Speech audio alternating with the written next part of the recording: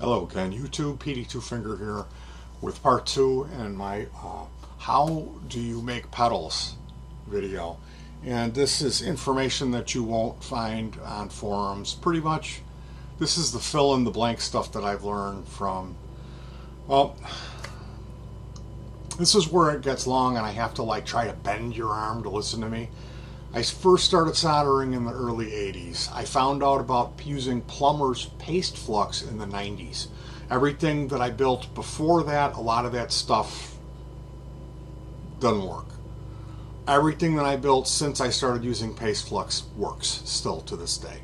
So pros, techs, and experts, these are the guys that know it all and were told in their electronics class, never use paste flux. It has acid in it. It'll destroy the core of the earth and there'll be a black hole. All of that is irrelevant because we remove the plumber's flux. We use rubbing alcohol or naphtha, whatever solvent of choice. So I'm going to go through that process and show you how I do it. I'll let you know I've received messages from people who took my advice, and well, oftentimes what I hear is I bought electronics flux. It was $7 for a little pen and it didn't work. And then I tried another blend of electronics flux that was even more expensive and that didn't work. It just dripped all over the place. Then I finally broke down and got some Harvey's brand or Oateys brand plumber's flux like you recommended, and I could not believe how easy the soldering is when you apply just a tiny amount of that paste flux, and then of course removing it makes it end up looking really wonderful when you go through this process that I'm going to show you that's really quick for how you strip all of the flux off of the board. So yes, it's an extra step. It's a tug of war. It's a give and take. Do you want to sit there and struggle to try to get every solder joint to wet properly and to stick to both of the pieces of metal? Or do you want to take virtually a magic wand and put a little tiny nugget of this chemical on there and then apply your heat and then apply your solder and have it instantly wetting action and proper stick? So it's a trade-off. You can sit there and overheat it and say, my solder has the flux in it already, which is what I've heard. I don't want to say hundreds of times because it wasn't, but almost. Every time I've reached out to people and said, listen, this is what you need to do, they don't want to hear it because they've already spent all their money. The Harveys used to be able to get a tin for $1.09. And those days are over. I paid $8 for, I have a tub this big. It's like the Kentucky chicken bucket of Oateys paste flux. And it's like half gone because I use so much of it. Now anyway, I made a video yesterday. Again, this is tips and tricks. This is all stuff you'll never read in forums. That if you're building on Vero, this is the stuff that I learned and what other people told me. They're secret tricks to make this job easier. You don't have to follow all this stuff. You might find some of it ridiculous and redundant. Maybe this isn't for you, but this is what works for me. And if you go back on this channel, you'll find more videos going back older and older and older where I'm saying the same stuff. So I'd encourage you to seek that stuff out. All of this information is useful. It's helpful stuff. Hey, look at this. Here's my germanium transistor tester for voltage and leakage. I'm going to be using that. So this is a Marshall Governor PCB that I threw together yesterday in a matter of minutes. And I have on video where I populate half of these resistors in just a couple of minutes. We shot that yesterday. That's yesterday's video. Here's the back. I haven't cleaned it up. And on this one, what I was doing was I was taking the, I cleaned the PCB. It's oxidized, and the air has water in it, so all metal surfaces are oxidizing. They're rusting. And that layer of rust is going to make your solder not stick. So if you clean it, you can clean it with, this is a wonderful tool, a little brass hobby brush. You can get these from the dollar store. Dollar Tree has a 4-pack, 2 plastic bristles and 2 steel bristle brushes for 99 cents. You can find these anywhere.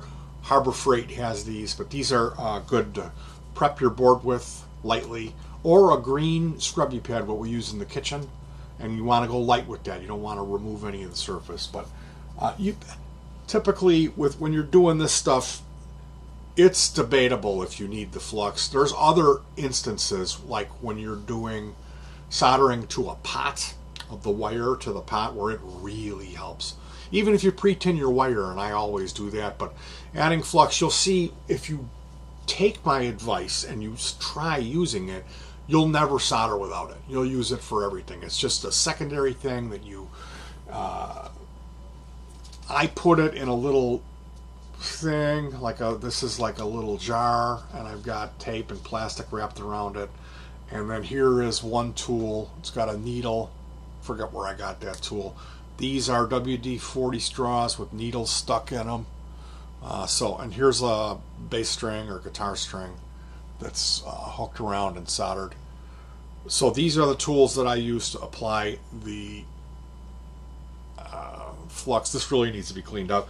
What you can do is take a hairdryer or a heat gun, and that'll melt all that down and make it nice, and then you can clean this up with a paper towel after it'll get nasty after using it. And then it's nice to have it leveled out too, because what you don't want it all over like this. It's all over the handle. You want just a little bit at the end of the thing is what you really want. Even a lot less than what's on there. The smaller the better. So basically what I recommend to people who've never used it is, when you start off with your resistors, you put your resistor through the hole, and then you'll take one of these tools and just swipe across and get a small amount of flux, a little booger stuck to the resistor lead. You want to maybe get that towards the bottom if you can. And then what you'll do is you'll place your iron where your iron is fat, not the tip, but the fatter part. And you'll put that up against the lead of the resistor, and then that will liquefy the flux, and it'll run down the shaft, and it'll hit the base and spread out into a puddle right where it needs to be.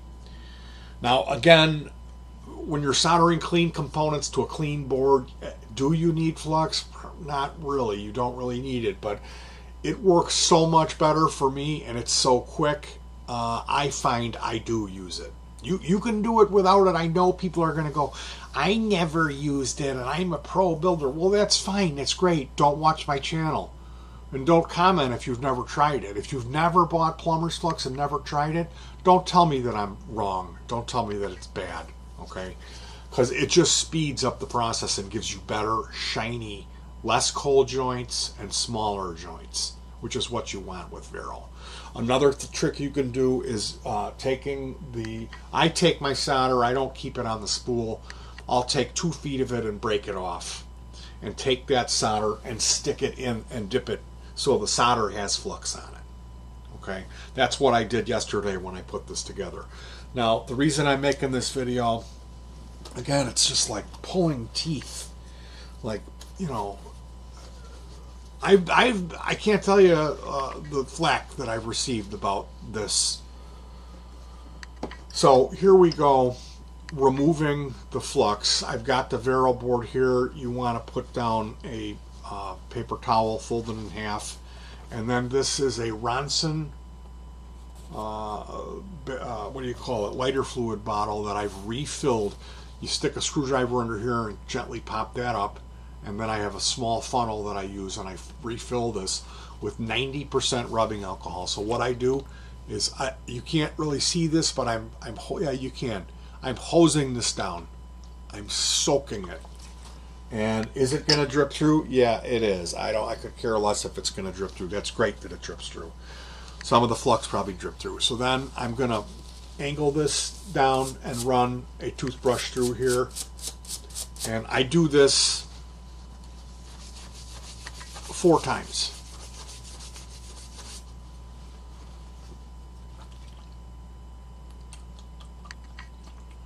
Again, it's completely soaked now. And if you don't do this, the circuit won't work. I don't know if the flux is conductive, but you'll have a crackle box. You'll have a jiggle box. It might work, but then when you touch it, you'll start hearing AM radio. And then you can see here where the ink that I used to mark the top. So that's another thing, is if we want to get all that ink off there, if we're going to sell this, we don't want the ink marking because that's embarrassing. It looks amateurish. We go ahead and lovingly scrub the top.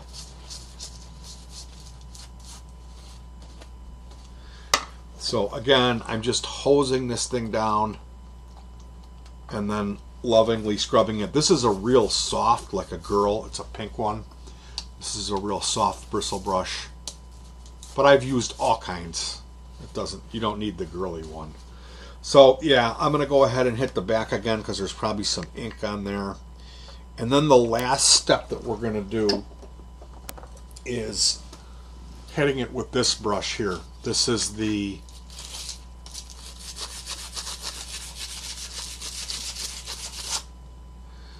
MFer. Wear gloves. It's going to tear up the sides of your fingers. Alright, so then at this point what I do is remove my glasses.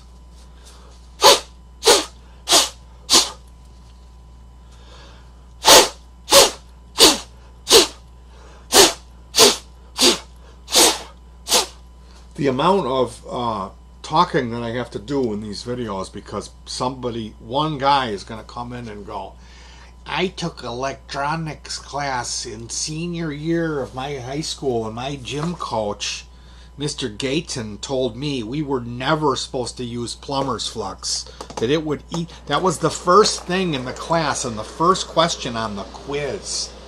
Okay, so then here I've got, you can't see it because I can't get this cable up enough. This is a space heater, okay? So it's not on hot, it's on low. My electronics teacher told me never apply any heat near electric components.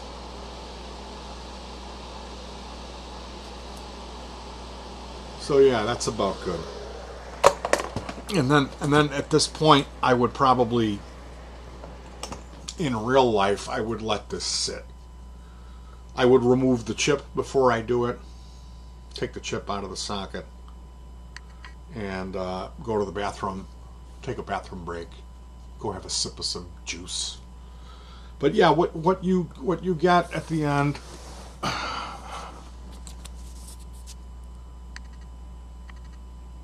that's what you get. The PCB, it just looks like a supermodel quality. I don't know if you can tell how much better that looks now from when I showed it to you in the beginning. But it's much easier to see if there's any aberration or spot that's like here. Right in there.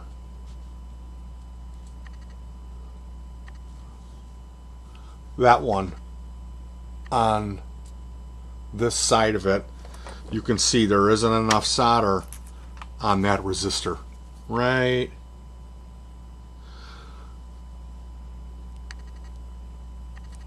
Man, this is hard to do.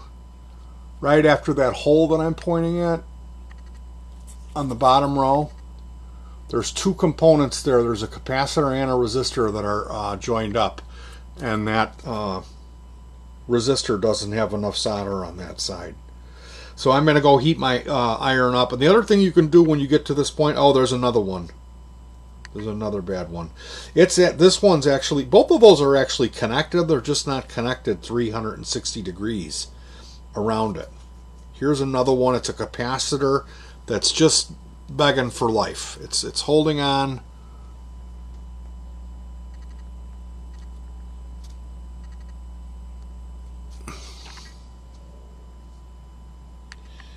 It's just barely holding on. So part of it has the solder over here, and then there's a hole. So that I just need to add a little bit more. So what I'm saying is, yeah, you can probably see that stuff without doing these processes.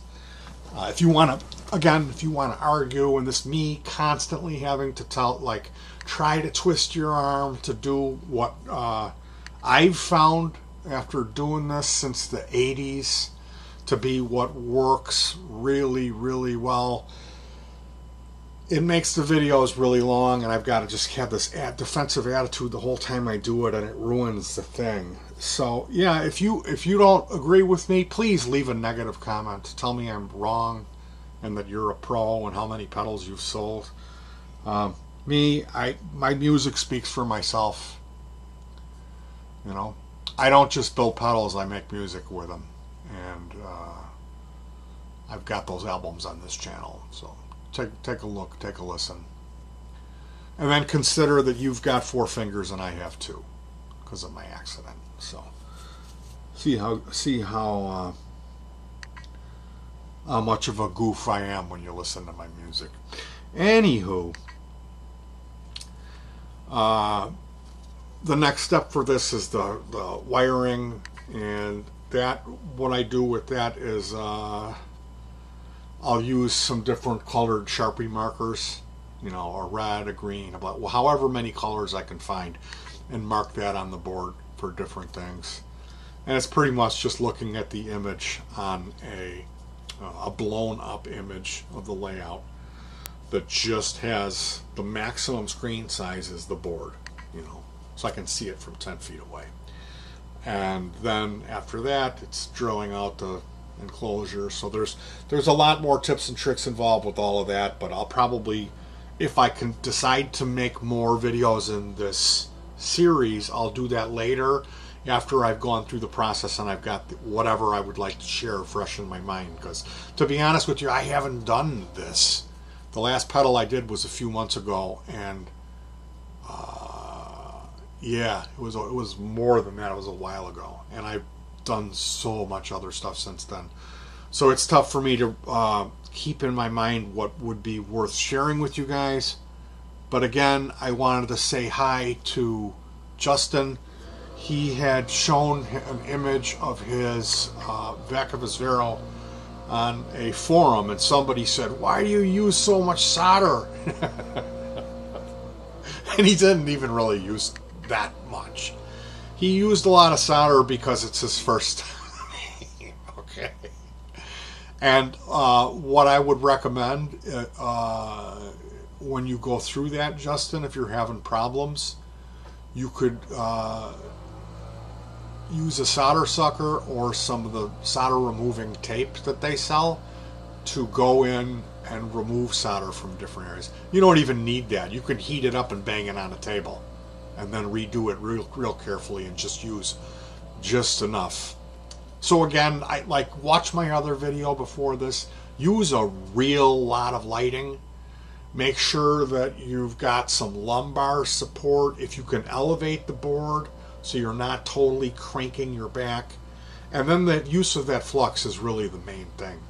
Using that flux will keep it down, because see, the reason as far as addressing Justin and the photo that he had shared, it was a little bit large. What you want is more of what you see here. Even this is kind of a little bit much, but where the joints are just enough, they're going up where you can still kind of see the point of the thing.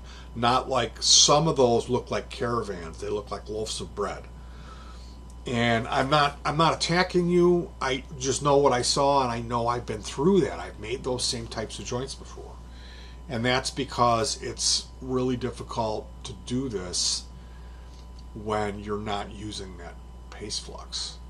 When you use the paste flux, what you'll see is every area that's been exposed to that chemical, the solder will go like magic. You can't even see it. It happens so fast, and it's sticking to where the flux was. And that's why I love to use it, especially when we're not talking about this, which is easy soldering work, when we're talking about like 2 wires of different material, different diameter, you know,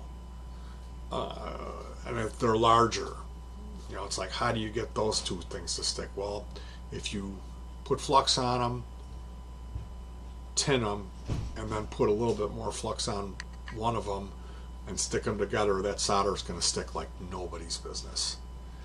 And then at that point, you can go ahead and wet it down. What I do is I cut little pieces of paper towel. I'll grab a paper towel and fold it up and cut little mini paper towels. And stick that, put the wire down on one of those little towels, and I just hose it down, clean it up, hose it down again, clean it up. And you don't, as far as cleaning this stuff, you don't have to be so religious about it. It's not going to eat through anything. Most people would say it's got acid in it.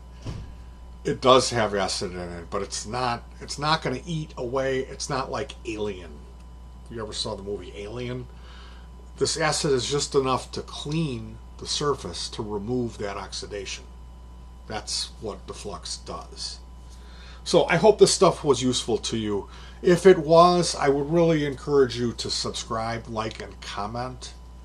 This channel, it has like a dozen views on each video, and it doesn't deserve that. You know, what I'm sharing here is all real stuff, and I especially like it when people get a kick out of my music. So take a look for Minor Technical Difficulties. Is an album I released a couple years ago. There's another album, this year's album is called Digitally Delayed. So that's how you thank me, besides commenting and friending me on Facebook, because I love adding new friends who are cool pedal people. The pros, techs, and experts who know everything, I don't have time for those types of people, because they don't have time for me. Those are the types of people that won't tell you any of the secret tricks and tips. They'll give you a bunch of math, they'll give you a bunch of theory, because they're selling on eBay and they don't want another seller out there, because then they got to compete with you. So, coming from a guy who doesn't sell, you can trust everything I have to say. All right, you guys, good luck, and most of all, have fun. We got to keep it in your mind that what you get, the end of the day, the end of the work session, like especially when I built something like this. See the little digital display up there? That's just the byproduct of the work, which is the actual heart of what you're getting for your money and your time. It's not that you end up with the pedal. It's the experience that you go through. That's the fun. And we don't want to soil that fun. We don't want to come into it with a frustrated heart or a rushed spirit. We want to put on a playlist of King Gizzard and the Lizard Wizard. Whatever your favorite music is to work to. How about Adrian Belew, Desire Caught by the Tail album? That's one you could build a pedal to. And we want to put our love and our essence through the flux into the PCB. Now I'm talking a lot of smack here. All right, you guys. I think you get what I mean. The pedal is just what's left over. The work is really the real deal. So let's enjoy that as most as we can. All right, you guys. Peace.